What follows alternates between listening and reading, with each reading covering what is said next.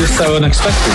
It's one of those you had to be there moments. You had to be there. It subsequently genuinely did change everything about my life. You had to be there. Right, I'm really looking forward to this. I'm delighted to say Andy Mitten is with us this week for You Had to Be There. Andy, good morning to you. How are you? Good morning. All good, thanks. This is very difficult. A lot of people complain about how do I fit a whole life of watching sport into 5 things? How difficult was it for you? Very difficult. I'm probably watching 85 live football matches each season. Maybe 10 of them are excellent and maybe 5 of them are wow. And I've been doing that for nearly 40 years. Wow. Okay. So there's a lot of games, and then that's just only one sport. Obviously, I'm watching a lot more football than other sports, and we're going to stick this one to football. But yeah, very, very difficult. But I just chose ones which were varied and covered my life as a supporter, but also as a journalist. I didn't just want to do 5 Man United ones, for example. I've probably watched Lionel Messi play live 200 times, and I thought, got to have him in. But you could have picked 5 Messis and we would have been, yeah, okay, fair enough. that would have been allowed. Come here, you mentioned other sports. Are you an avid watcher of other sports? Do you attend other sports? I mean, where the hell would you get the time to? I'd say non-league football would be my other sport, and I struggle to get the time. So I'd support a local team called Trafford in the part of Manchester where I'm from, and I'm lucky if I get to 2 games per season. If I'm just going to a game and not working, it's a real joy. I watched Man United's women the other night against Manchester City and was lucky to be there with my family and not to work, and that was good. I like live sporting events. I'm very much... if I was in Ireland and somebody said there's a game of Gaelic football or hurling, I would be absolutely up for going, because it's not just about the sport, it's about the sense of community and all these people being brought together. And I'm fascinated by stadiums, by fan culture, by what goes on outside the venues. I find myself looking at these stadiums in Ireland with huge capacities because they're mostly standing, and thinking if that was in England, the capacity would be less than half the published figure in Ireland. So I'm a fan of everything about it, not just the excellence of the elite athletes. I might go to horse racing once a year, tennis once a year, just out of curiosity more than anything else. I'm not an expert by any stretch, but I like going to live events. I think watching something on a screen is very much second best for me. I'd rather watch a game of non-league football in person than watch a game of football, whatever level, on a television. And I realise I'm in the minority there because most people consume sports through a screen. When did you start United We Stand? I started in '89, so I was 15. But from the age of 4, I was going to live football with my dad. All my family are footballers, and I'm from a big family, so I'm just about the only person in a big family who's not received money to play football. So watching my dad at Northwich Victoria or Hyde United, that was like my Maracana or my Bernabeu. When you're 6 years old and you're basically being taken to give your mum a break on a Saturday afternoon, and me and my brother, who also became a footballer, we'd be climbing these stands and looking for streams behind the stands. But we wouldn't actually be watching the game itself. We'd be bored after 5 minutes. And then when I was 13, I started going to Manchester United games by myself. My dad wouldn't take me because he was always playing, and I could hear Old Trafford from where I lived on the border of Stretford and Urmston. I used to deliver newspapers, and I'd be out in the open, and I could hear the roar of Old Trafford. It was that loud. I don't think you could hear that now because the stadium's much more enclosed. And I was always a United fan. I was from a big United family in a part of Manchester which is mainly United. So the Manchester City Supporters Club in my part of Manchester is called Blues in Bandit Country. And they're proper good football supporters. They've followed City all their lives, but they are in the minority. So as soon as I was able to go, I'd get on the bus to Old Trafford, and the bus was packed with local kids, and it's empty now. It's really sad that. And within 2 years, I was going to away matches, and I started United We Stand because I felt that football fans were getting a rough deal. I thought the prices were too high, the facilities were terrible, we were all classed as hooligans. I thought, I'm not a hooligan. And then by 17, I was going to European away games, and it never really stopped. I love the travel. I love being there. And all these years later, I think I've been to like 120 countries and seen Manchester United play in like 45 of them. It's not just new countries, it's new towns. It itched me for years that I'd never been to Cork, so I went to Cork for the Liam Miller game. It annoys me that I've not been to the west coast of Ireland. I've not been to Donegal. I wrote Paddy Crerand's book. It's all about Donegal. I've not been there. I've not been to Derry. These things annoy me. So maybe there's a bit of a, I wouldn't say an addiction, because I think I'm pretty sensible and rational, but you know, the idea of watching sport in any of these places absolutely appeals to me. Your first one here, you got to cross Rotterdam off your list way back in 1991. This is a huge moment for Alex Ferguson's reputation and power, and just a sense of like, okay, there's something really, really special brewing here, even though they have yet to get the monkey fully off their back. This is Mark Hughes against Barcelona in Rotterdam in 1991, European Cup Winners' Cup final. Huge deal. And Manchester United had a relatively easy run to the final. English clubs were allowed back into Europe for the first time after the ban following the Heysel disaster. And finally in Rotterdam against Barcelona, wow, managed by Johan Cruyff. I've never been so happy to get a ticket in my hand as that beautiful green counterfoil for that game, because there was so many conflicting rumours. This was before the internet, so there was so much hearsay around. Fans wouldn't be allowed to travel, wouldn't be.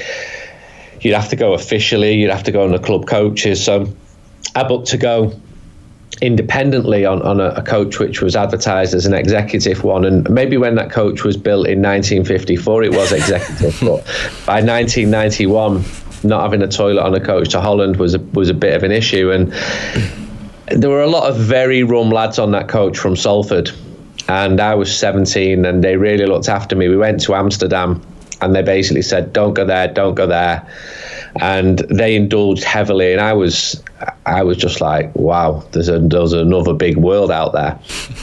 And it rained. Manchester was an exciting place. The music scene was good. The Manchester era, the fashion with the flares, just a great time to be alive. But in my school, they banned us from going. So I got a mate of mine who helped with United We Stand to forge a letter from the mayor of Rotterdam saying I'd been invited.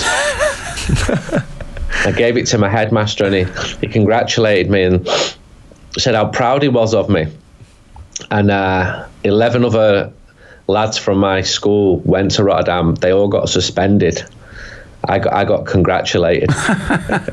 And did you feel any guilt when he was like, Andy, this is incredible, well done. We never thought you were going to amount to very much, but well done. Were you like, mildly guilty?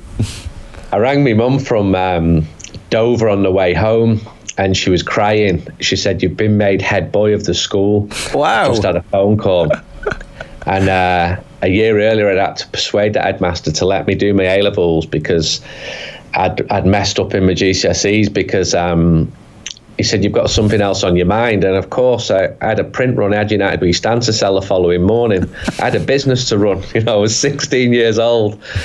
So, yeah, it was. I went back, and that month was brilliant. I passed my driving test that month. But Rotterdam in the rain, everyone's singing "Sit Down" by James, and then Manchester United won the game. Barca were favourites. It was the first year of the Dream Team, and they just won the Spanish League for the first time in several years. And subsequently, I've got to know quite a few of the lads who played, obviously from the United side, but also from the Barcelona side. And it was a really tight game. Manchester United wore a wonderful white kit. And there were some worries in that team, Ince and Robson and young Lee Sharp. But Mark Hughes scored both goals, and he scored them in the space of about 7 minutes in the second half. I think 67th minute. And suddenly Manchester United are beating Barcelona 2-0, and wow, we've not just come for a trip here, we could actually win a trophy. And it was a huge deal, the Cup Winners' Cup. All the European Cups were, and I think they still should be. And Barca got an equaliser, pulled a goal back, so it was 2-1, and it was really nervy the last few minutes because Barca attacked, and technically they had better players than Manchester United. But they held on, and it was fantastic, and it's still a major milestone in the life of a lot of Manchester United fans. And 30 years on, I managed to track down the referee, the travel organiser, the players, and just got told some incredible stories. Mick Hucknall gate crashed the after game party, and Brian McClare, a bright man who's really into his music, he said to Mick, I'm not really into your stuff, and I think you've peaked as an artist. In the following year, Stars by Simply Red was the best-selling album in the United Kingdom, and for 2 years on the bounce. And Brian McClare said Mick had the good grace not to pull him up on that, but just the fans behaving, the event passing without much trouble was news in itself, because English football fans had a terrible reputation, not without reason. So to go there, it helped that Manchester United won. It probably helped that it rained as well, and maybe it helped that some of the Manchester United fans had indulged in whatever Amsterdam had to offer. There was very little aggression, and Barcelona fans were pretty straight, and they'd seen the team lose, and they were outnumbered by Manchester United fans. It also taught me the power of exaggeration from football fans. The numbers in Rotterdam have gone up by the year, and I think all fans do this. And I remember being a real anorak for figures and thinking there's 24,000 Manchester United fans here, and I'm properly doing my sums, getting all the hard information, and it just goes up every year. I'm sure any Celtic fans who went to Seville against Porto will be able to relate to this. You're soon into six figures, and not soon after that you're into seven figures, and 500,000 and 1 million fans have gone there. And as soon as you contest it, you're like, no, there are at least 500,000 of us there. There wasn't. So I think all football fans are drawn to doing that, but it was a huge Manchester United following which crossed the channel. Yeah, it was unbelievable. Even one of those Mark Hughes goals where he rounds the keeper and smashes it out. I think even, was it Sergio Busquets' dad was the goalkeeper for Barcelona that night? It was Carlos Busquets. He was Barcelona's reserve goalkeeper, and was a bit of a character in the Barcelona dressing room. One of the players said, if somebody stole your car radio, you would go to Carlos Busquets to get it back. He was a man from the barrio. And Barca were missing a couple of players, and maybe their full strength team would have beaten Manchester United, but they didn't. And that's the glory of it. When Barca fans tell me about their other victories, I sort of say, yeah, but what about Rotterdam? They go, never mind Rotterdam. The next one is Roy Keane versus Juventus in Turin in 1999. It's hard, I think, now for people to understand the level of tension that there would have been at that stage of the competition, given that the Holy Grail was the Champions League as it was the European Cup, and Ferguson had made no secret of this. And they'd been in it loads at that stage, and there wasn't a guarantee that they were going to win it or that they were going to fulfill the destiny of him being one of the greatest managers in the history of the game. That there would have been this kind of nagging doubt about his ability and the team's ability if they hadn't been able to get over the line, and they're on the verge of going out. I think maybe people, like, when you watch the game back knowing what happens at the end without the actual competitive tension on the day, everything is kind of, there's just an edge taken off everything, but it was so edgy. Juventus were the best team in the world, in my opinion, had dominated at Old Trafford and were clear favourites to go through. The second leg was in Deli Alpi, which had been built for the 1990 World Cup finals.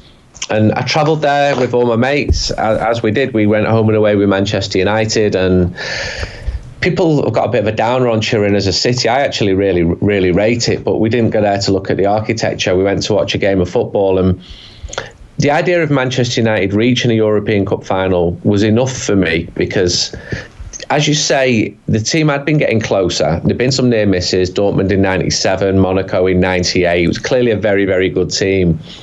But it would take Roy Keane to get that team through. So Juventus were 2-0 up, 2 goals from Inzaghi inside 11 minutes. So they're now leading 3-1 on aggregate, and they're at home. And because of a mix-up with a ticket, I found myself sat in the main stand, not in the press box. And I can't understand Italian, but they knew I wasn't Italian. And the people were just gesticulating to me as if to say, hard luck, we're brilliant, we're Juventus. They weren't being nasty. And they were brilliant. But then Keane had other ideas and scored after 24 minutes, and then Dwight York scored again after 34 minutes. So at half-time, I don't think I've ever felt like this watching a game of football in my life, including the final. I just thought, my local team have gone toe-to-toe with Juventus, and they're the better team, and we're going through it because it was away goals. And I went downstairs to get something to eat because I was starving, and there was nothing for sale apart from these coffees, which had like 2 millilitres of coffee in them. And so the second half started. I was really envious that I wasn't with my friends on the other side of the stadium. Andy Cole made it 3-2. Manchester United were going to a European Cup final, and that was enough for me. Not even winning the final, just reaching a final. And I was completely elated, and the same Italians that had been sympathetic to me were pretty gracious, actually, and were saying, this is an incredible team, incredible. And I got lulled into a false sense of security there, because these were very middle-class Juventus fans, and I thought, oh, they all must be really nice people. Left the ground, went round behind the home end to try and get towards my mates in the away end. Asked the steward directions. Someone heard my English voice. I heard the word inglese, and the next minute I was getting attacked. And this guy, I was basically where all the ultras were, and this man just flew at me and kicked me in the top of my thigh. And I said to the steward who was still there, Torino, as if, there's no logic to this. I'm trying to tell him that I'm Turin, but Torino are their rivals, aren't they? And this steward said to me in Italian, which I understood perfectly despite not speaking a word of it, don't care who you're saying you are, get out of here now, it's not safe for you. So I ran away on the big ramp towards where our hire car was.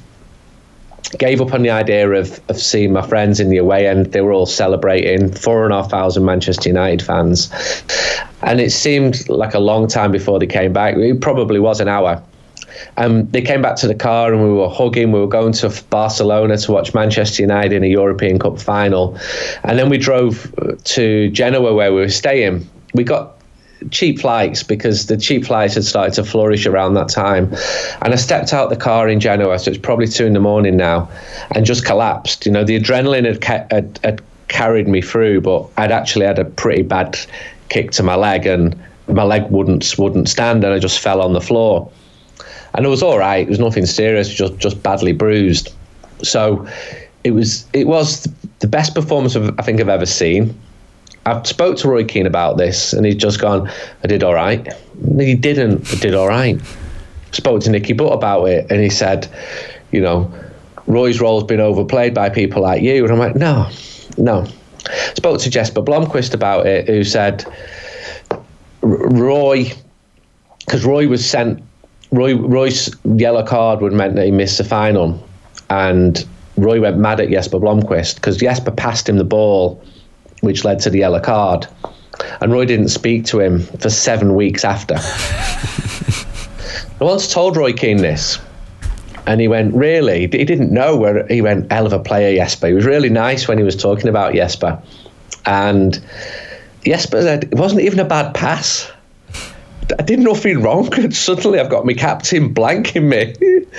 So maybe that shows what Roy Keane was like. But Andy Cole and Dwight York were incredible that night. It was just a wonderful night to go to the best team in the world and to win 3-2. The Nicky Butt point, right? Because we rewatched this and did a show on it during COVID, and you can't tell how good the performance that Keane has from now, really, because they were going out against a team who had, as you say, were really essentially the best team in Europe, who had flukily lost the previous season, who had peak Zidane, who had Deschamps, who's already just captained France to win the World Cup. As you say, Inzaghi, does Del Piero come off the bench or does he start? They had Edgar Davids in the side. They were so glamorous. And Manchester United had so often just failed. They just failed to do what we thought they were capable of doing in the competition at this stage, and it looked like 2-0 down that it was going to happen. But there's a magic about what Keane does over the next while, which is calmness in the maelstrom, and then also bring the fire at the same time, and gets them back in the game too, obviously, with like an untypical header. But from this distance, when you watch the game, you're like, oh, why does everybody rave about this so much? It's because the context is kind of stripped away when you watch it now on YouTube.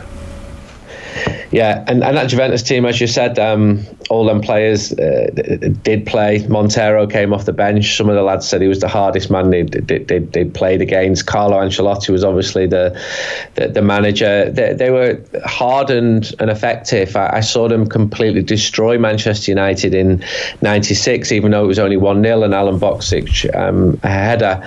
They were clear favourites. But, if I look back at the Manchester United players now in that team, Schmeichel, Neville, Owen, Johnson, Stam, Beckham, Buck, Cole, Blomqvist, Queen, York, Scholes on the bench, Sheringham on the bench, Solskjaer on the bench. Not a bad side either. No, a very, very good side. Next up, it's Rivaldo for Barcelona against Valencia in 2001. Is this the end of the season hat-trick? Yeah, so since 2001, I've divided my time between Manchester and Barcelona. And I'd been in Barcelona a month and got a ticket for the game, not as a journalist. So the following season, I started going to Barcelona as a journalist, and I got a ticket for this match. And Barca were having a terrible season, and they were up against Valencia, and Valencia were above them in the league, and Barcelona needed to beat Valencia to get into European football. And Rivaldo scored a hat-trick, and it wasn't just a hat-trick. I think all 3 goals were from outside the area.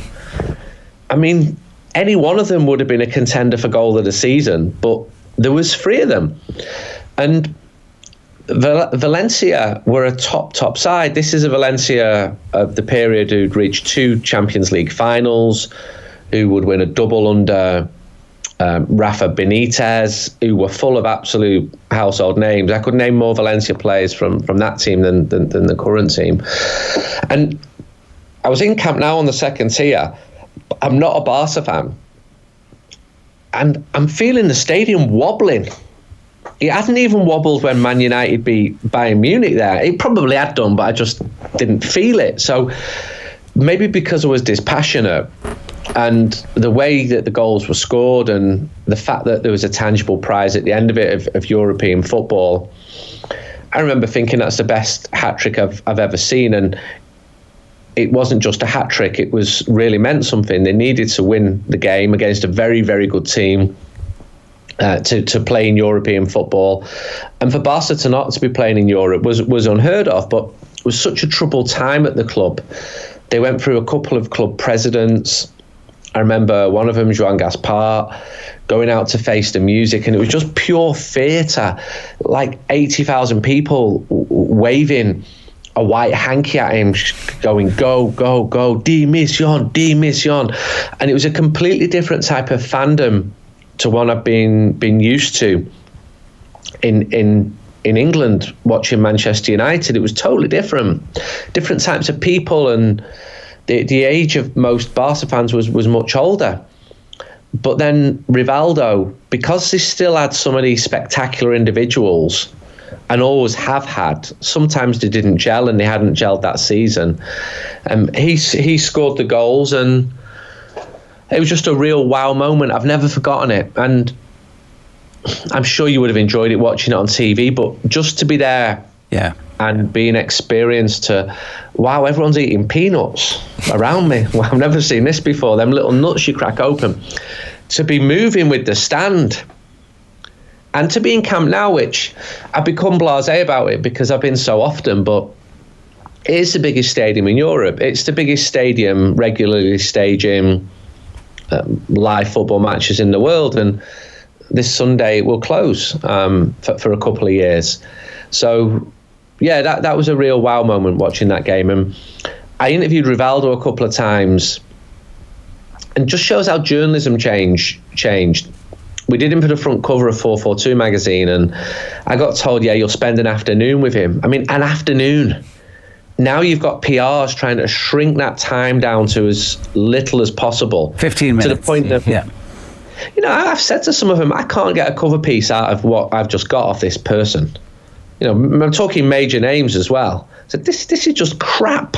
And they've gone, yeah, we know. So, well, it's not going on the cover. And we've had to find some compromise where we go back and do more. So to have 4 hours with Rivaldo on the roof of the Princess Sofia Hotel, and I couldn't speak Spanish at the time, or just learning, so I needed a translator, but I just thought that was normal. Trust me, it's not normal. It's definitely not normal. It's funny as well, the acrobatics of Rivaldo's goals. The third goal, I think, was the overhead kick, and I think he scored but he scored an overhead kick against United in that 99 season in the Nou Camp as well, and he just seems to hang in the air for an impossibly long duration of time. Yeah, no, the goals were... I'm going to watch him again after this, and I'd advise anyone watching this to do the same. He was the best player in the world for a couple of years, Rivaldo. And when I met him in person, his legs were like bow-legged because he'd suffered from malnutrition as a kid. And he was a really kindly person. And Barca have always had those players. I remember soon after they made a big deal of Saviola. They thought he was going to be the best player ever. And it just didn't work out for him. And you know, Barca weren't very good for large periods. And they became the norm for them just to be, you know, one of the best teams in the world. Yeah. And when I went to that game, they weren't. That brings us very nicely to Messi. Of all the things that you could have picked, Andy, you've actually picked him against Manchester United. This is horrible, this. It's horrible. I mean, you reach the European Cup final. Your team are the champions of England, Europe and the world. So I'd been there in Yokohama in December the previous month. Manchester United, champions of the world. Just sat on the dock of the bay in Yokohama the next morning, listening to Radiohead's new album, watching these Japanese fishermen, thinking, life ain't ever going to get any better than this. But Manchester United reach another Champions League final, and it's in Rome, it's in Olimpico. It's a great place to go. Never forget some of my fellow Manchester United fans. Where do we go in Rome? Where do we go in Rome? It's one of the best cities in the world. Complaining, didn't think it was that good. They ended up in a car park, some of them, on the outskirts of the city. What on earth are you doing? Well, I remember one of them said to me, I won't have a Scooby where to go in Rome. But what? So there were more Barca fans in the centre of Rome than Manchester United fans, because too many of them didn't know where to go, and there was a drinks ban on, and that didn't bother the Catalans as much as the United fans, who obviously needed their first quenching. And there were a couple of events in satellite locations around Rome, and I remember doing Catalan radio and talking up Manchester United, and a couple of people, journalists who I respect, going, "You're going to get destroyed." Nah. So you go to Rome. And I got my mum a ticket. My mum's an Old Trafford girl, and she supports United. She probably goes to a game once a decade, so I got her a ticket. I just thought it would be wonderful for her, paid for her to go out to Rome. And I had to do my work. I'm in the press box then. I'm a journalist. The first 9 minutes were fantastic. I nodded to my Catalan colleagues, told you. Ronaldo, they were all at it.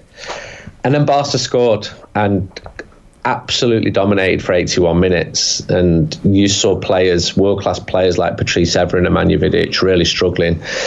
And Barca were brilliant. There was a doubt about Andres Iniesta before the game. By this time, I'd interviewed a lot of these guys. I'd interviewed Messi several times. I'd interviewed Messi when he was a reserve team player. I remember a mate of mine who was captain of Barca's reserves, who wanted to learn English and I wanted to improve my Spanish. We became really good mates and still are, saying there's a lad coming through at training from Argentina called Lionel. He played today, just said, I'm telling you as a journalist, keep an eye on him. He said, I absolutely smashed him today just to let him know that he's now a professional and I'm his captain. And that was Messi. And he scored that goal in Rome, a header. I mean, he was just a level above every single Manchester United player. United got the tactics wrong. Carlos Queiroz had felt that Gerard Piqué, who'd been at Manchester United, could be turned, that he wasn't fast enough over the first 2 meters. So I'm getting very specific information by this point as a journalist, which I couldn't really do a lot with before the game, but it was a real privilege to be getting good level stuff. I knew Piqué as well. I knew him in Manchester, but he'd obviously left and made the right decision. Long gone were the days when he said, can you take me out around Manchester? Because I don't know anyone. So now he's a European Cup winner. And United's midfield didn't turn up. You know, I spoke to all of them since. They would admit that. There's a couple of lines in Fergie's book where he praises the energy of the Barcelona players, which may be revisited in years to come, I don't know. But they deserve to win. I had United fans complaining to me that Barca fans didn't celebrate it as much as they should do, probably because they weren't all in drink. And there's one other observation I made. So I'm gutted.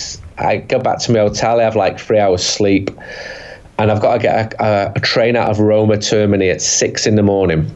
And I got to the train station, and it was full of Manchester United fans. And none of them had a clue what had gone on in the game they'd been at, because there was no information. There was no internet. There was no internet on phones. People's knowledge of the game was so low, I was stunned. But by the end of the train journey to Florence, where there were a lot of cheap flights going back, everyone knew everything about the game. They just traded off each other's opinions. And they were like, Eto'o's turn was fantastic, wasn't it? I'm like, you didn't know anything about the game apart from the score when I spoke to you a few hours ago. Yeah. Now at Camp Nou, there is a Sala Roma, the Rome Lounge. I have to walk through that every Barcelona game I go to for work. It just feels like a punch in the face every single time. I think every football fan will be the same. Every rugby fan, any sports fan, you get to the final and you lose. Yeah, well... and, Messi was better than Ronaldo. European finals particularly. Andy, we've just got time to squeeze in your last one. This is very interesting. Of all of the things in all the world you could have picked, it's a defeat for Manchester City. You said context earlier on. I'll give you some context. I'm in Cologne. We're Man United, Europa League. COVID is at peak. I watched them beat Copenhagen. I get a message to say you've been rejected for accreditation for the next game against Sevilla. Sevilla are obviously on the way to winning the Europa League. I'm in Cologne for 8 days. It's day 2. And I've been rejected, and I'm really down about life. And people think you've got this dream job. I can barely leave the hotel, and I'm fuming. And I get a call 10 minutes later from a rights holder, a TV station. Will you go to Lisbon for 11 days to cover the Champions League for TV? Good money, direct flights, bang, I'm in Lisbon. Call my wife, is it all right to be away? Because I've got a young family. And I'm in Lisbon. And I'm covering Lyon against Manchester City. So gone from being so despondent to my stars sort of aligning because I play football with the agent of Lyon's manager. Put a call in, what's going on? He runs through every single player for me. The info's come direct from the manager, Rudy Garcia, who I didn't know, but I'd end up knowing really well. So I go into that stadium and I've got to talk about it on TV. I can talk about Manchester City. City are clear favourites. And Lyon play 3 midfielders aged 19, 20 and 20. I'm like, you're going to get taken apart. And the feedback I'm getting from the manager is, yeah, we know, but we're going to give them a proper go. We are proud of what we've got. And I'm watching it thinking I'm going to have to speak to Guardiola after the game because I'm working for a rights holder. You know, I'm in this really privileged position where when you walk off the pitch, someone from UEFA says, "Who would you like to speak to?" And you're like, "Can I have Guardiola, please? And can I have, Kevin De Bruyne?" This, you're seen as a journalist how the other half lives. And you've got to look smart. You've got, I had to buy a shirt because we're doing it on TV. And Lyon somehow held on. Not to scrape it. They won 3-1. And Cornet, who went to Burnley, put them ahead. So they're leading 1-0 at half-time. And then De Bruyne equalised 69 minutes. So everyone's thinking, okay, City are going through the gears now. They absolutely dominated. But Guimaraes was fantastic in the middle. And I'm thinking, why is nobody signing this player? He's just brilliant. But he wasn't even the one who made the headlines. Dembele made them because he scored twice. Dembele was the person I spoke to after the game because he was the headline. Manchester City were going out.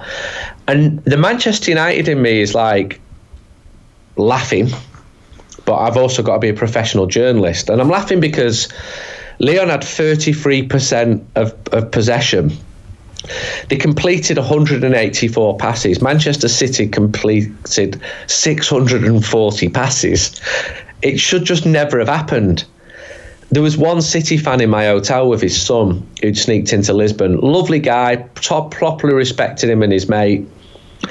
And I spoke to Guardiola after the game, and I have to say he was incredibly magnanimous. I expected an emotional rant. He was very praiseworthy towards Lyon, and my opinion of him, which was extremely high as a footballer and then extremely low when he joined Manchester City, it went up a bit.